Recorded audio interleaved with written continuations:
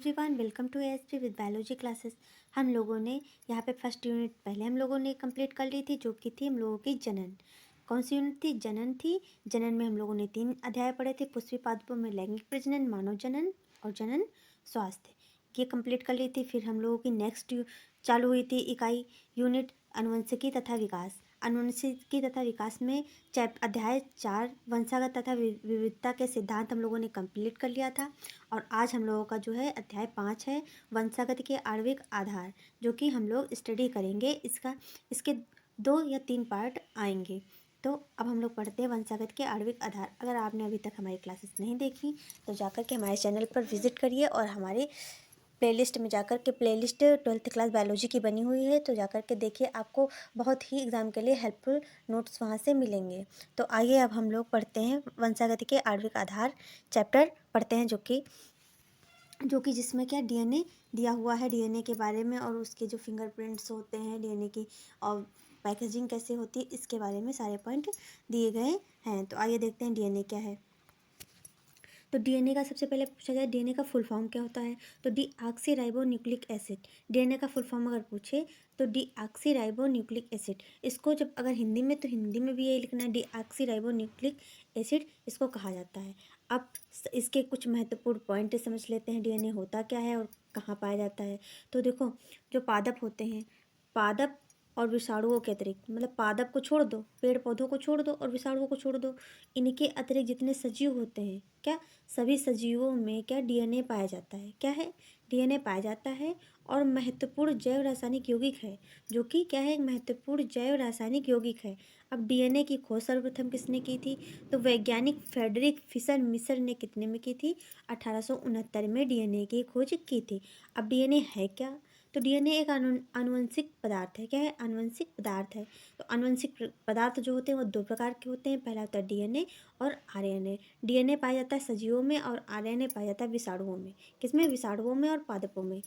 DNA बहुलक होता है। डीएनए क्या होता है? एक बहुलक होता है। अगर आपसे पूछा जाए डीएनए क्या है, तो एक बहुलक है। क्या है? बहुलक है, जिसमें जिसमें पॉलीन्यूक्लियोटाइड क्या होती है? श्रृंखला में पाई जाती है। डीएनए एक पॉलीमर है। क्या? पॉलीमर से आप समझ लीजिए, बहुलक को इंग्लिश में कहते हैं पॉलीमर। और पॉलीमर में क्या पॉलीन्यूक्लियोटाइड्स की क्या पाई जाती है? श्रृंखला पाई जाती है, चैन पाई जाती है। अब जैसे कि ये डीएनए की संरचना आप जानते हैं ऐसे बनी होती है। ये डीएनए की संरचना है। तो डीएनए क्या है? एक बहुलक है, पॉलीमर है। पॉलीमर में क्या पाया जाता है? पॉलीन्यूक्लियोटाइड की श्रृंखला। ये श्रृंखलाएं क्या पाई जाती हैं? श्रृंखलाएं पाई जाती हैं। और डीएनए की सबसे छोटी इकाई क्या है? तो न्यूक्लियोटाइड्स। अगर पूछा जाए डीएनए की सबसे छोटी इकाई क्या है, तो न्यूक्लियोटाइड्स है डीएनए की सबसे छोटी इकाई। अब हम लोग पढ़ेंगे डीएनए। डीएनए क्या होता है, तो आइए देखते हैं डीएनए। डीएनए एक न्यूक्लिक एसिड है। सबसे पहले क्या? न्यूक्लिक एसिड है। न्यूक्लिक एसिड इसे क्यों कहते हैं? जो देखो, डीएनए जो होता है जेनेटिक मटेरियल होता है। आपने समझा कि आनुवंशिक पदार्थ होता है। अब इसको क्यों कहते हैं न्यूक्लियर? ये एक न्यूक्लिक एसिड है जो न्यूक्लियस होता है। कि देखो, कोई कोशिका होती है, उसका क्या होता है? न्यूक्लियस होता है। क्या होता है? न्यूक्लियस होता है। सेल का हमेशा न्यूक्लियस होता है। जैसे सेल है, इसमें एक न्यूक्लियस है, तो न्यूक्लियस के अंदर क्या पाया जाता है? डीएनए पाया जाता है। तो इसीलिए डीएनए एक न्यूक्लिक एसिड है। क्या है? न्यूक्लिक एसिड है, जो प्रोटीन के साथ मिलकर, किसके साथ मिलकर के? डीएनए हमेशा किसके साथ? DNA plus protein. क्या? डीएनए प्लस प्रोटीन, इसमें रहते हैं न्यूक्लियस, इसमें रहते हैं डीएनए प्लस प्रोटीन। तो जो डीएनए होता है वो किसके? प्रोटीन के साथ मिलकर के किसकी संरचना करता है? क्रोमोसोम की संरचना करता है। अब इसको हम लोग ऐसे भी लिख सकते हैं। कैसे लिख सकते हैं? आप देखो, 1 मिनट। अब जैसे इसको हम लोग ऐसे लिख सकते हैं, डीएनए प्लस प्रोटीन प्लस क्या? प्रोटीन बराबर क्या होगा? क्रोमोसोम। क्या होगा? क्रोमोसोम। डीएनए और प्रोटीन मिलकर के किसकी संरचना बनाते हैं? तो क्रोमोसोम की संरचना बनाते हैं। यह एक कोशिका के केंद्रक में कैसा? धागे नुमा फैला रहता है। जैसे धागा नहीं रील का होता है जो कपड़े सिलने वाला, तो उसको जैसे फैला दो बीच में, तो धागे नुमा क्या होता है? फैले रहता है। डीएनए के कुछ मात्रा क्या? केंद्रक के अतिरिक्त, कुछ तो केंद्रक में होती है, कुछ केंद्रक के अतिरिक्त कहाँ? माइटोकॉन्ड्रिया तथा क्लोरोप्लास्ट में भी पाई जाती है। मतलब डीएनए की जो मात्रा होती है वो केंद्रक के अतिरिक्त माइटोकॉन्ड्रिया तथा क्लोरोप्लास्ट में पाई जाती है। इतना क्लियर हुआ बच्चों आपको? अब आगे देखते हैं। आइए, अब नेक्स्ट पॉइंट है डीएनए एक आनुवंशिकी पदार्थ है, जो कि भी हमने आपको बताया। आनुवंशिकी पदार्थ का काम क्या होता है, ये सब आप लोगों ने 10th क्लास में भी पढ़ा होगा, 9th में पढ़ा होगा और फर्स्ट ईयर में भी पढ़ा होगा और इससे पहले भी पढ़ा होगा। तो देखो क्या होता है, डीएनए एक आनुवंशिकी पदार्थ है। डीएनए एक आनुवंशिकी पदार्थ का मतलब क्या होता है, जो लक्षण होते हैं, जो वंशागत लक्षण होते हैं, जैसे माता पिता के लक्षणों को उनके संतानों में ले जाना, फिर उनकी संतानों के लक्षण उनकी संतानों में ले जाना, तो इस प्रकार की यह प्रोसेस चलती रहती है। और जो जो आनुवंशिकी पदार्थ होते हैं वह पीढ़ी दर पीढ़ी क्या पहुँचते रहते हैं संतानों से। देखो पिता से संतान में पहुँचे, फिर जब वो संतान फिर पिता बने तो उनकी संतानों में पहुँचे, तो यह प्रक्रिया चलती रहती है। यूकैरियोटिक कोशिकाओं में डीएनए क्या लंबा होता है, कैसा होता है, लंबा होता है। लंबा तो होता है पर शाखित नहीं होता है, क्या लंबा होता है पर लंबा होता है और अशाखित होता है। और कैसा होता है, सर्पिलाकार होता है। कैसा होता है, सर्पिलाकार, जैसे समझ लो एकदम बेलन, बेलन का आकार जैसे होता है, जो जिससे रोटी बनाई जाती है, तो कैसा सर्पिलाकार। तो इसमें शाखाएं नहीं होती हैं और ये सर्पिलाकार होता है किसमें, तो यूकैरियोटिक कोशिकाओं में। अब जब प्रोकैरियोटिक कोशिकाओं की बात आई तो इसमें प्रोकैरियोटिक कोशिकाएं माइटोकॉन्ड्रिया तथा क्लोरोप्लास्ट। इसमें कैसा होता है, वृत्ताकार होता है, मतलब यानी कि सर्कुलर होता है, सर्कुलर होता है, जैसे कि आपकी ये प्लेट हो गई। डीएन वो दो यूकैरियोटिक में बेलन और इसमें प्रोकैरियोटिक में प्लेट आपकी हो गई, ठीक, प्लेट या थाली कुछ भी समझ लीजिए। अब नेक्स्ट है डीएनए अनेक न्यूक्लियोटाइड का क्या होता है, बहुलक। एक का नहीं, अनेकों न्यूक्लियोटाइड से मिलकर के क्या बने होते हैं, डीएनए बने होते हैं। तो डीएनए अनेक न्यूक्लियोटाइड का क्या है, बहुलक है। डीएनए की संरचना 3 प्रकार के पदार्थ मिलकर के बनी होती है। डीएनए की संरचना कितने प्रकार के पदार्थों से मिलकर के बनी होती है, आपसे पूछा जाए तो 3 प्रकार के पदार्थों से मिलकर के बनी होती है। अब कौन से पदार्थ हैं, देखो पहला है नाइट्रोजनी क्षार, दूसरा है शर्करा, तीसरा है फास्फोरिक अम्ल, ठीक। अब हम लोग समझते हैं शर्करा। शर्करा कितने 3 भागों में बटी होती है, नाइट्रोजनी क्षार, शर्करा, फास्फोरिक अम्ल। ये देखो 2 बार हो गया है तो उसके लिए सॉरी। अब नाइट्रोजनी क्षार को देखते हैं। नाइट्रोजनी क्षार में प्यूरीन होता है, क्या होता है, प्यूरीन होता है, पिरिमिडीन होता है। नाइट्रोजनी क्षार में क्या होता है, प्यूरीन होता है, पिरिमिडीन होता है। और शर्करा में क्या होता है, पेंटोज शुगर होता है और 5 कार्बन की शर्करा होती है। पेंटोज शुगर, पेंटोज मतलब 5, पेंटा आपने पढ़ा होगा केमिस्ट्री में, पेंटा, तो पेंटोज शुगर यानी कि 5 कार्बन शर्कराएं होती हैं। अब जो प्यूरीन होती है, प्यूरीन के 2 भाग हैं। अब पी देख लिया जाए तो इसको ऐसे लिख देंगे, एडेनिन और ग्वानिन। प्यूरिन के कितने भाग हैं, एडेनिन और ग्वानिन। पिरिमिडीन के कितने होते हैं, देखो पिरिमिडीन, पी से पूछा जाए तो साइटोसिन और थायमिन। तो देखो purine, adenine, guanine, pyrimidine, cytosine, thymine. अब ऐसे आप भी याद कर सकते हैं। आप देखो ऐसे P C T, P C T, P C T, P C T का मतलब क्या हो गया, पिरिमिडीन के कितने भाग होते हैं, तो साइटोसिन, थायमिन 2 भाग होते हैं। अब प्यूरिन के P A G, P A G, P A G, और देखो P A G, P C T, P A G, P C T, P A G, P C T, ऐसे याद कर लीजिए। प्यूरिन मतलब adenine, guanine, pyrimidine, cytosine, thymine. इतना clear हुआ। आप नेक्स्ट समझते हैं। अब देखिए प्यूरिन, प्यूरिन जो होता है उसके 2, अभी आपको हमने बताया क्या होता है, एडेनिन होता है, ग्वानिन होता है। अब इसका अणुसूत्र देख लेते हैं। अणुसूत्र होगा C5H5N5। जब जो C5N5H5 है, जब इसका संरचना सूत्र बनाएंगे तो उसको यहाँ पे देखो ये क्लोज फॉर्म में लिखा है और संरचना सूत्र में क्या होता है, ये ओपन फॉर्म में हो जाता है। कैसा हो जाता है, ओपन फॉर्म में हो जाता है, जहाँ पे देखो कुछ नहीं है, यहाँ पे कॉर्नर कोने कोने निकले, यहाँ पे क्या कार्बन अटैच है, 1 2 3 4 5, कितने कार्बन हो गए, 5 कार्बन हो गए। और एन कितने हो गए, एन भी काउंट, 1 2 3 4 5, 5 कितने हो गए, एन हो गए। एच भी काउंट कर लेना, 1 2 3 4 5, तो एच कितने, एच भी 5 हैं। तो इस तरीके से क्या इसका संरचना सूत्र जो होता है ओपन फॉर्म में होता है।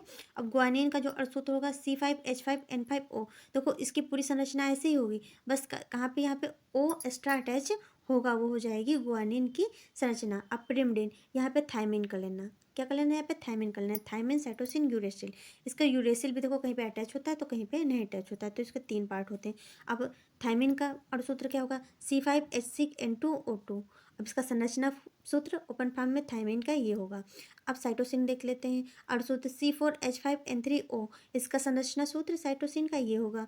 और यूरेसिल का C4H4N2O2 इसका संरचना सूत्र ये होगा। देखो संरचना सूत्र अगर आप नहीं, देखो संरचना सूत्र पहली बात तो प्रैक्टिस पे डिपेंड है। अगर आप इससे 4 से 5 बार एक एक संरचना सूत्र की प्रैक्टिस आप कर ले रहे हैं तो आपको एकदम याद करने की ज़रूरत ही नहीं पड़ेगी, आप ऐसे ही बना लेंगे, क्योंकि प्रैक्टिस ही इन सूत्रों में सबसे मस्ट होती है।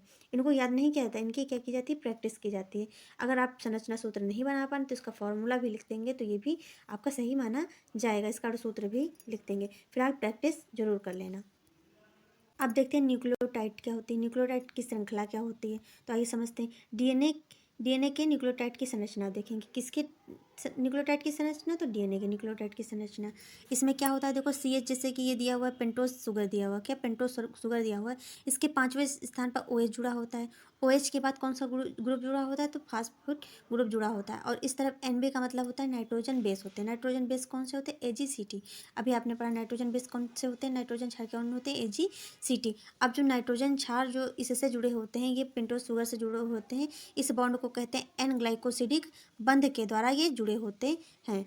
अब जो OH और CH जो जिससे जुड़ा होता है उसको फास्फो एस्टर बंध के द्वारा ये जुड़े होते हैं। अब इसमें 5वें नंबर पे P है। P मतलब पेंटोज शुगर हो गई आपकी। तो ये जो चित्र है इसको भी हम लोग आगे चल करके समझते हैं, इसके पहले ये देख लेते हैं। देखो चारगाफ के नियम के अनुसार जो प्यूरिन होता है वो पिरिमिडीन से, देखो प्यूरिन जो पिरिमिडीन से होता है, चारगाफ का नियम ये कहता है कि ए जो एडेनिन होगा वो थायमिन से द्वि हाइड्रोजन बंध के द्वारा जुड़ेगा। कितने, 2 हाइड्रो, जहाँ पे 2 लाइन है इसका मतलब 2 हाइड्रोजन बंध है। और जो ग्वानिन होता है वो साइटोसिन से 3 हाइड्रोजन बंध के द्वारा जुड़ेगा। देखो एडेनिन थायमिन से हमेशा 2 हाइड्रोजन के 2 बंधों के साथ क्या होता है, जुड़ता है। ये हमेशा याद रखने का पॉइंट है कि AT मतलब 2 और GC, देखो GC चाहे G आगे हो या C आगे हो, G आगे हो या पीछे हो, पर ये जो GC होंगे हमेशा 3 हाइड्रोजन बंधों के द्वारा जुड़े होंगे। और जो AT होंगे वो हमेशा कितने, 2 हाइड्रोजन बंधों के द्वारा जुड़े हुए होंगे। अब ये देखते हैं। देखो इसका जो है 5वें से 3 ये सरकरा है क्या, 5, देखो 5 डैश से 3 डैश ये होगी। अब इसमें देखो क्या है, जो देखो जो फास्फेट जो शुगर है इसके 5वें स्थान पे P ये शुगर जुड़ी हुई है। और OH जो है ये क्या, फास्फो डाइएस्टर बॉन्ड से जुड़ा हुआ है। इसके बगल में क्या, नाइट्रोजन बेस रख दिए गए। ये ऐसे चेन चलती ऐसे नीचे चली जाएगी। फिर जब ये पेयरिंग करेंगे, इधर A रख दिया गया, यहाँ पे C, यहाँ पे A, ठीक। तो जब इसके बेस में जो बीच में जो हाइड्रोजन बंध जुड़ा, कितने, द्वि हाइड्रोजन बंध के द्वारा इधर की जुड़ी हुई है ये सरकार। देखो जो ये ऐसे हेलिक्स से चले जाते हैं, इसी की संरचना है। एक इधर 3 से 5 है, इधर ये नीचे से ऊपर है, 5 से 3 है। तो ये हमेशा कितने, द्विबंध से जुड़े होंगे। और ये हमेशा CG कितने, त्रिबंध से जुड़ी हुई होगी। ये हमेशा तीसरे स्थान पे जुड़े होंगे, यहाँ पे कितने, 5वें स्थान से जुड़ते हैं। देखिए ये यहाँ पे बुक में दिया जो हुआ है, ये देखो NCERT की बुक में से हमने लिया है। ये 12th क्लास की बुक में डायग्राम आपको नहीं मिलेगा, ये NCERT की बुक है, उससे हमने ये डायग्राम आपको समझाने के लिए लिया है। इसमें देखो शुगर फास्फेट बैकबोन होती है। क्या होती है, शुगर फास्फेट जो बैकबोन होती हैं, ये शुगर फास्फेट की क्या है, बैकबोन है। जो शुगर है यहाँ पे 5वें नंबर पे किससे, फास्फेट से जुड़ा हुआ है। ऐसे ये करके चलाया। इधर क्या होता है, तीसरे नंबर पे शुगर जो फास्फेट से वो तीसरे नंबर से अटैच होता है।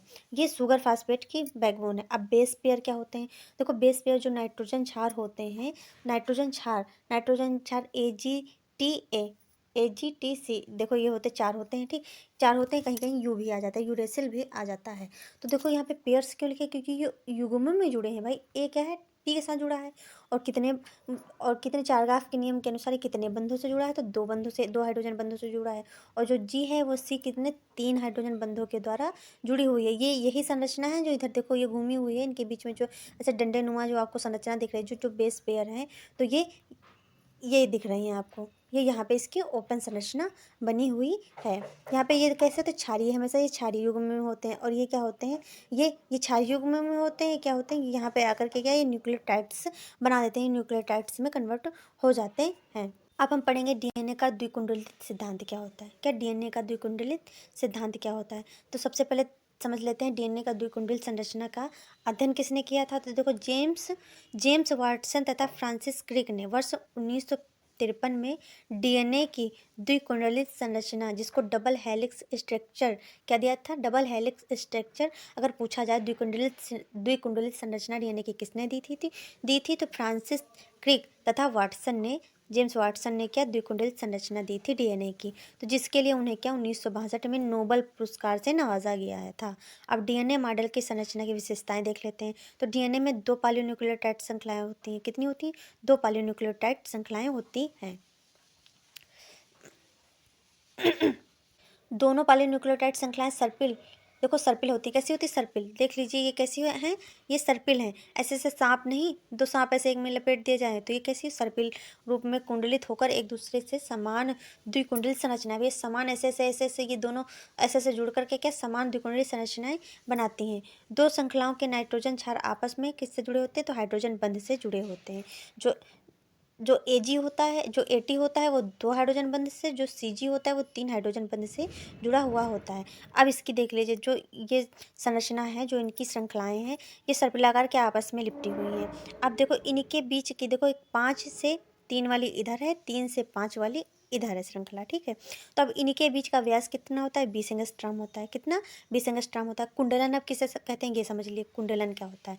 जैसे कि आपने देखा है कि ये आई, ये इकाई, ये, फिर उसके बाद ये घूम करके, रुको बनने भी सही से, ये एक कुंडलन, इसको एक कुंडलन मानेंगे। 5 पेयर बेस पेयर का एक कुंडलन, फिर 5 बेस पेयर का, देखो 5 बेस पेयर और 5 बेस पेयर मिलाकर के क्या होता है? एक कुंडलन की संरचना बनती है, एक कुंडलन संरचना बनती है। अब इनके बीच का व्यास कितना होता है? तो 20 एंगस्ट्रॉम होता है। अब एक कुंडलन जो होता है, इसमें कितने? 10 नाइट्रोजन क्षार होते हैं। सबसे पहले 10 नाइट्रोजन क्षार होते हैं, 10 नाइट्रोजन बेस होते हैं इनके बीच में। अब एक कुंडलन 34 एंगस्ट्रॉम लंबा होता है। कितना? 34 एंगस्ट्रॉम होता है। इसमें टोटल नाइट्रोजन बेस कितने होते हैं? तो 10 नाइट्रोजन बेस होते हैं। और एजी, दो युग्मों के बीच की दूरी कितनी होती है? 3.4 एंगस्ट्रॉम होती है। व्यास 20 एंगस्ट्रॉम, कुंडलन 34 एंगस्ट्रॉम। कुल नाइट्रोजन क्षार कितने होते हैं? 10 नाइट्रोजन बेस। और 2 नाइट्रोजन बेस के बीच की दूरी कितनी होती है? 3.4 एंगस्ट्रॉम होती है। अब हाइड्रोजन बंध के दोनों श्रृंखलाओं क्या होती हैं? एक दूसरे से जुड़ी हुई होती हैं। देखिए जब ये देखो क्या है? डीएनए है। क्या है? डीएनए है।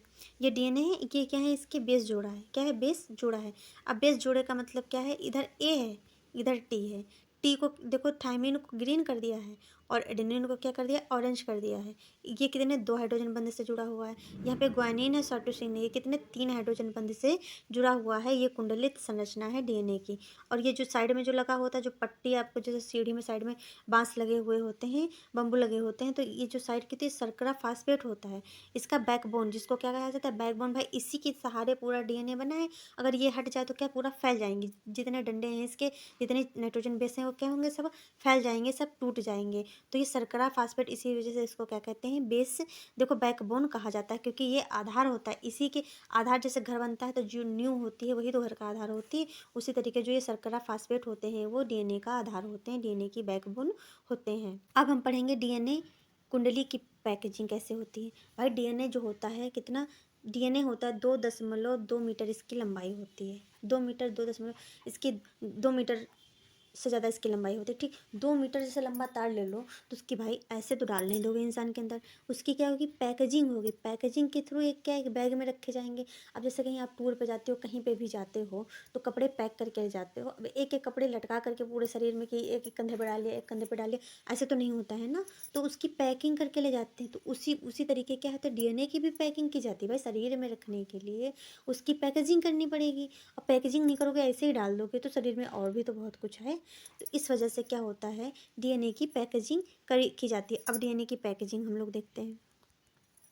देखो डीएनए के जो ये 2 बेस होते हैं, इनके बीच की लंबाई 0.9 नैनोमीटर होती है। इसको मीटर में 0.34 × 10⁹ मीटर माना जाता है, होती है। देखो एक प्रारूपी केंद्रक की लंबाई लगभग 10⁻⁻6 मीटर होती है। और प्रोकैरियोट्स में डीएनए कुछ देखो धनात्मक होते हैं। डीएनए कैसा होता है? डीएनए कैसा होता है? ऋणात्मक होता है। इसको बंधा रहने के लिए क्या धनात्मक चाहिए होता, तभी तो एक जगह रुकेगा। तो कुछ में क्या होता है? धनात्मक प्रोटीन से बंधकर, कुछ जो प्रोकैरियोट्स में डीएनए क्या होते हैं वो धनात्मक, क्योंकि ऋणात्मक होगा, इसको धनात्मक की आवश्यकता होगी, तो धनात्मक प्रोटीन से बंधकर एक जगह पर क्या होते हैं?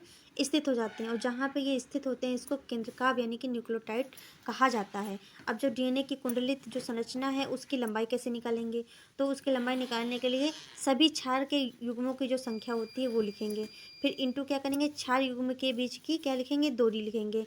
अब क्षार युग्मों की जो संख्या है वो 6.6 × 10⁻9 BP है। अब इंटू क्या 0.34 जो है 0.34 × 10⁻9 मीटर BP क्या है, क्षार युग्मों के बीच की दूरी है। अब जब इनका जो करेंगे, इनका जब मल्टीप्लाई करेंगे तो इनकी लंबाई कितनी आ जाएगी, DNA की कुंडली की लंबाई होगी 2.2 मीटर, इसकी लंबाई निकल करके आएगी।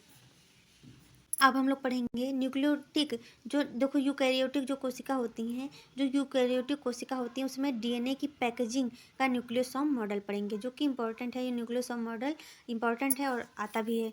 तो देखो न्यूक्लियोसोम जो दो संरचनाओं से मिलकर के बना होता है। न्यूक्लियोसोम कैसा बना होता है, दो संरचनाओं से मिलकर के बना होता है। पहला होता है हिस्टोन, क्या होता है, हिस्टोन। हिस्टोन अष्टक होता है। कितना, हिस्टोन 8 कोशिकाओं से मिलकर के, 8 अणुओं से मिलकर के बना होता है। और यह किसका बना होता है, ये प्रोटीन का बना होता है। इसके ऊपर धनावेशित चार्ज होता है यानी निगेटिव चार्ज होता है, और इसके चारों तरफ पॉजिटिव चार्ज होता है। धनावेशित मतलब होता है पॉजिटिव चार्ज होता है, और इसके चारों तरफ जो होता है ऋणावेशित, ऋणावेशित निगेटिव चार्ज का क्या होता है, चारों तरफ से इसको निगेटिव चार्ज का DNA क्या होता है, घेरे होता है। भाई बीच में रखा है, इसको चारों तरफ से निगेटिव चार्ज का DNA के ऊपर हमेशा निगेटिव चार्ज होता है, उसने क्या किया, चारों तरफ से घेर लिया और इसका एक बंडल बना दिया, इसको एक पैकेज कर दिया। या देखो जो इसका घेरा होता है, जो चक्र होता है वो 1.75 चक्र क्या लिपटकर न्यूक्लियोसोम की संरचना बना देता है। किसकी बना देता है, जो DNA चारों तरफ से घेर लेता है, उसका घेरा कितना होता है, 1.75 चक्र बार क्या होता है, लिपटता है। और जब लिपट जाता है तो उसके बाद न्यूक्लियोसोम की संरचना बन जाती है। हिस्टोन प्रोटीन में क्षारीय एमिनो अम्ल लाइसिन एवं जो आर्जिनिन अधिक मात्रा में मिलते हैं। क्या मिलते हैं, लाइसिन और आर्जिन क्या होते हैं, हिस्टोन प्रोटीन में क्षारीय अम्ल जो होते हैं वो अधिक मात्रा में मिलते हैं। इनकी पार्श्व श्रृंखला कैसी होती है, तो धनावेशित होती है, इन पर पॉजिटिव चार्ज होता है। हिस्टोन प्रोटीन 8 अणुओं से मिलकर के बना होता है। अभी हमने आपको बताया, जो इसको अष्टक संरचना भी कहते हैं। तो 8 अणुओं से मिलकर के बना होता है, हिस्टोन अष्टक कहा जाता है। इसको क्या कहा जाता है, हिस्टोन अष्टक कहा जाता है। यह न्यूक्लियोसोम की कोर बनाती है। क्या बनाती है, न्यूक्लियोसोम की कोर बनाती है। और 200 क्षार युग्म की जो होती है, न्यूक्लियोसोम की जो 200 क्षार युग्म की DNA कुंडली जो होती है, कितनी, 200 क्षार युग्म की DNA जो कुंडली होती है, वह एक संरचना होती है जिस पर क्या होता है, न्यूक्लियोसोम मिलते हैं। क्या मिलते हैं, न्यूक्लियोसोम मिलते हैं। और जो न्यूक्लियोसोम मिलते हैं, जिस पर न्यूक्लियोसोम मिलते हैं उसको क्या कहते हैं, क्रोमेटिन। जिस पर न्यूक्लियोसोम पाए जाएं उसको क्या कहते हैं, क्रोमेटिन कहलाती है। न्यूक्लियोसोम क्रोमेटिन जिस पर लगे होते हैं, जिस तरह लगे होते हैं, जिसको डोरी पर बीट्स कहा जाता है, और डोरी की बीट्स की तरीके लगे हुए होते हैं। सघनित जो अवस्था होती है, जो डोरी बीट्स की जो सघनित अवस्था होती है, कौन सी अवस्था होती है, सघनित जो अवस्था होती है, उसमें मध्यावस्था में क्या होता है, गुणसूत्र का निर्माण होता है। मध्यावस्था में क्या होता है, गुणसूत्र का निर्माण होता है। और उसकी उच्च स्तर की जो पैकेजिंग है, तो क्या होता है, प्रोटीन का निर्माण आवश्यक होता है। जब प्रोटीन का निर्माण हो जाता है तो इसे गैर हिस्टोन गुणसूत्रीय प्रोटीन भी कहा जाता है। अब यूक्रोमेटिन और हेटेरोक्रोमेटिन क्या होते हैं, देखो यूक्रोमेटिन जो होता है, जो केंद्रक में कुछ जगह पर ढीले ढाले क्रोमेटिड बंधे होते हैं। कैसे ढीले ढाले जो क्रोमेटिड बंधे होते हैं उसे यूक्रोमेटिड कहते हैं। जैसे ये दानेदार ऐसे संरचना हो गई, मालानुमा संरचना हो गई, जहाँ पर ढीले ढाले जो बंधे होंगे क्रोमेटिड, उसको कहते हैं यूक्रोमेटिन। और हेटेरोक्रोमेटिन जो होते हैं वो क्रोमेटिड बहुत अच्छी तरह व्यवस्थित होते हैं और गहरे रंग के होते हैं, गहरे रंग के दिखाई देते हैं, उसको हेटेरोक्रोमेटिड कहा जाता है, उसको हेटेरोक्रोमेटिड कहते हैं। देखिए ये जो पैकेजिंग की संरचना है जो हमारी बुक में दी हुई है, पैकेजिंग की संरचना देखो, ये जैसे कि इसको कॉइल को क्या कर लिया, 200 जो 2.2 मीटर जो थी DNA की संरचना थी, उसको क्या गोल गोल करके इसको पैकेजिंग कर ली। जो ये हिस्टोन अष्टक है, इसमें 8 क्या पाए जाएंगे, अणु पाए जाएंगे। इसको चारों तरफ से DNA, ये है धनात्मक, क्या है, ये धनात्मक है अंदर वाला। और जब धनात्मक है तो जो DNA होगा जिस पर निगेटिव चार्ज होगा, वो तुरंत आकर के इसको चारों तरफ से लपेट लेगा। क्या करेगा, लपेट देगा और इसको एक कॉइल बना देगा। तो हिस्टोन अणु का क्या होता है, ये सार भाग होता है। और जो जिस पर ये देखो, ये जिससे इसका अटैच होता है वो क्या होता है, H1 हिस्टोन्स होता है। ये क्या होता है, न्यूक्लियोसोम की संरचना है। ये है EM दृश्य की क्या है, डोरी पर बीट संरचना। डोरी से बीट संरचना देखो, ये माले जैसे नहीं होता है। माला देखा होगा आपने, जिन मोतियाँ पिरोई हुई होती हैं, तो वैसी ये संरचना दिखाई देती है। क्या दिखाई देती है, वैसी संरचना दिखाई देती है। ये क्रोमेटिड्स लगे हुए हैं, ये क्या है, क्रोमेटिन लगे हुए हैं। कहीं पे देखो अच्छे से लगे हुए हैं, कहीं पे ढीले ढाले लगे हुए हैं। तो जहाँ पे अच्छे से लगे हुए हैं उसको हेटेरोक्रोमेटिन कहा जाएगा। जो गाढ़े रंग के दिखाई देंगे, जो हल्के रंग के थोड़ा अव्यवस्थित दिखाई देंगे, उसको यूक्रोमेटिन कहा जाएगा। और वो हल्के रंग के होते हैं, अभिरंजित कलर ही नहीं होगा या फिर हल्के रंग के होंगे। अगर इतना आपको समझ में आया हो, अगर हमारी क्लास अच्छी लगी हो तो हमारे चैनल को लाइक एंड सब्सक्राइब करें और ज़्यादा से ज़्यादा शेयर करें। अब हम लोग मिलेंगे नेक्स्ट क्लास में। तो थैंक्स फॉर वॉचिंग।